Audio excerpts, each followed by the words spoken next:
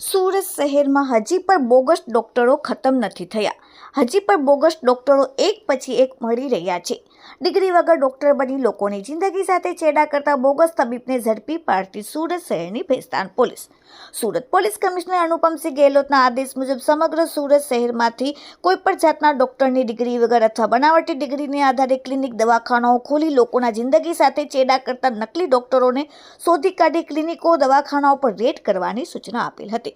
જે સૂચનાને અનુસંધાને ભેસ્તાનના પોલીસ ઇન્સ્પેક્ટર CKP ગામિત તથા police sub inspector SG Chauhan તથા સર્વેલન્સના માણસો બાતમીવાળી જગ્યા જય અંબેનગર અને જમનાનગરમાં ડિગ્રી વગરના ડોક્ટર છે, જેથી તેમને શોધી કાઢવા માટે સૂચના આપેલ હતી.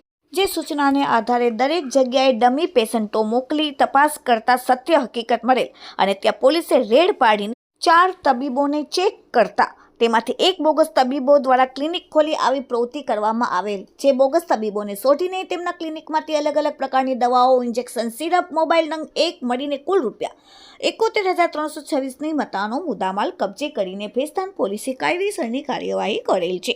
પકડાયેલ બોગસ તબીબનું નામ છે રામકૃષ્ણ લક્ષ્મીનારાયણ સિંહ, રહેવાસી RJD રેસિડેન્સી પારડી સચિન અને મૂળ વતન સીતામઢી બિહાર વાળાને પોલીસે પકડી પાડેલ. Bureau report, daily India TV, Surat.